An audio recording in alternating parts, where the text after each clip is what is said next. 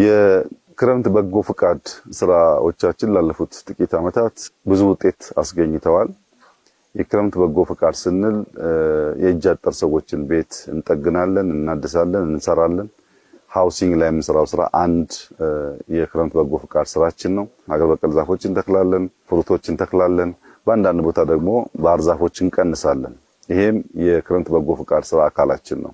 ከዚያ ውጭ የገጠር መንገዶች በእጅ የሚሰሩ ቀበሌን ከቀበሌ የሚያገናኙ፣ ሰፈርን ከሰፈር የሚያገናኙ መለስተኛ ድልድዮች በህዝብ አቅም የሚገነቡ ይሰራሉ። ፋርማሲዎች ይገነባሉ። የመዋለ ህጻናት ትምህርት ቤቶች ይገነባሉ። በእነዚህ ሁሉ ስራ ውስጥ በመንግስት በጀት የማይሸፈኑ ነገር ግን የማህበረሰቡን የዕለት ተዕለት ችግር የሚፈቱ በርካታ ውጤታማ ስራዎች ሲሰሩ ቆይተዋል። አሁን ዘንድሮ ወሊሶ ላይ የኛ ቢሮ እዚህ ስፍራ ላይ መጠነኛ ቤቶች ይገነባል። ልክ አምና በማዕከላዊ ኢትዮጵያ እንደጀመርነው ስራ ማለት ነው። ታስታውሱ እንደሆነ ወልቂጤ ላይ፣ ስልጤ ወራቤ ላይ፣ ሀዲያ ላይ፣ ከምባታ ላይ ሰርተን ነበር። ያ ስራ ደግሞ ዞኑ፣ ክልሉ፣ ወረዳው ህዝቡ እያስፋፋው ቁጥሩ እያደገ የሚጨበጥ ውጤት እያመጣ ነው። ዘንድሮ ደግሞ እዚህ ወሊሶ ላይ አስጀምረናል።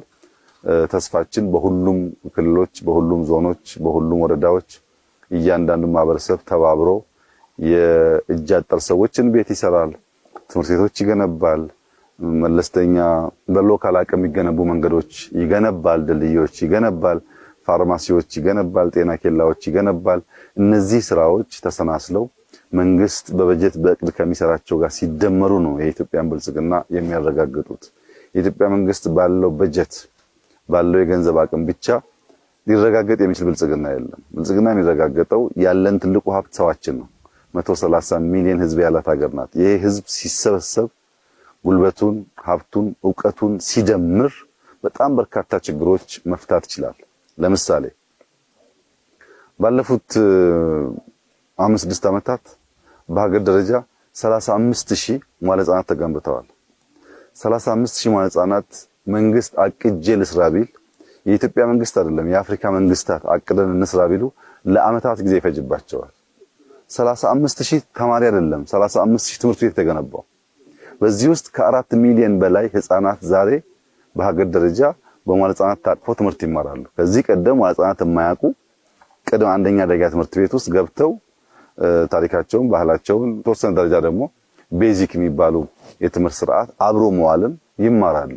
ይሄ በጣም ትልቅ ድል ነው። በመዋለ ህጻናት ላይ የሚገነባ ማንኛውም ስራ ውሎ አድሮ ፍሬ ያፈራል። ከዚህ ቀደም የነበረው ትምህርት ስርዓታችን ግን የሚያተኩረው አንደኛ ደረጃ ላይ ነው። አንደኛ ደረጃ ሲመጡ ከገጠር የመጡ ልጆች ምንም ነገር ሳይገባቸው ስለሚቀላቀሉ ብዙዎች ተመልሰው ይበተናሉ።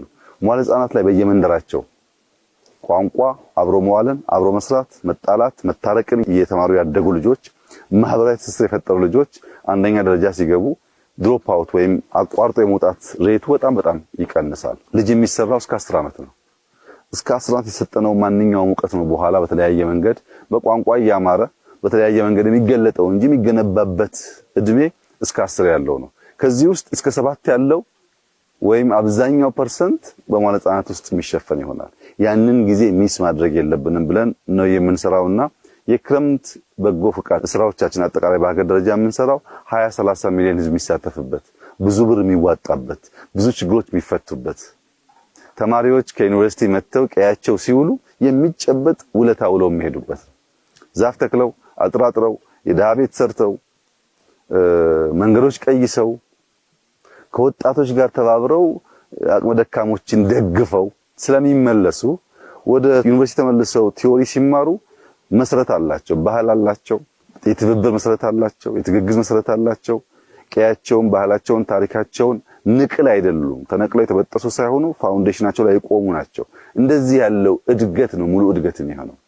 የተነቀለ እድገት ከማህበረሰቡ የወጣ እድገት ዋጋ የለውም። ቀየውን ያወቀ የሽማግሌዎችን ተረት ያወቀ የሽማግሌዎችን ምርቃት ያከበረ ሽማግሌዎች የደገፈ እዚህ የጎደለውን ደግሞ ዩኒቨርሲቲ ሄዶ የተማረ ሰው ሙሉ ሰው ነው። ያኔ ለሀገር የሚጠቅም ለሀገር የሚበጅ ዝም ብሎ የሚያወራ ብቻ ሳይሆን በተጨባጭ የሚሰራ ይሆናል። የማይሰራ እጅ በሚናገር አፍ ፍሬ ያፈራል።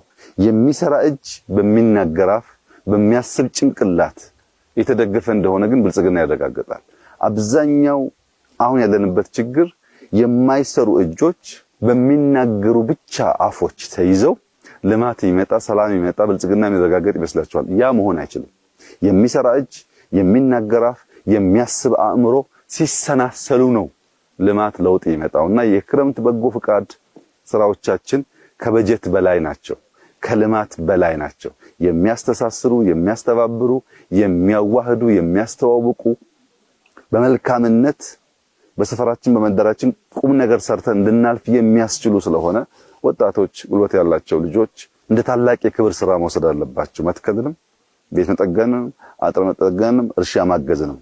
አዛውንቶች ደግሞ በዛ ውስጥ ባህልን፣ ቋንቋን ማስተማር፣ ተረትን ማስተማር፣ ጸሎትን ማስተማር፣ መሬት መርገጥን፣ አፈር መንካትን ወደ ሰማይ ሲያንጋጥጡ ለምስጋና እንዲሆን ደግሞ ማስተማር ያስፈልጋል። ያ በሚሆንበት ሰዓት ሙሉ ቅርጽ ያላት የምትናበብ ቁም ነገር የምትሰራ ለራሷ የምትበቃ ለሰፈሯ የምትተርፍ በሀገር ስመጥር የሆነች ኢትዮጵያን መገንባት ያስችላል። እንስራ፣ እንበርታ።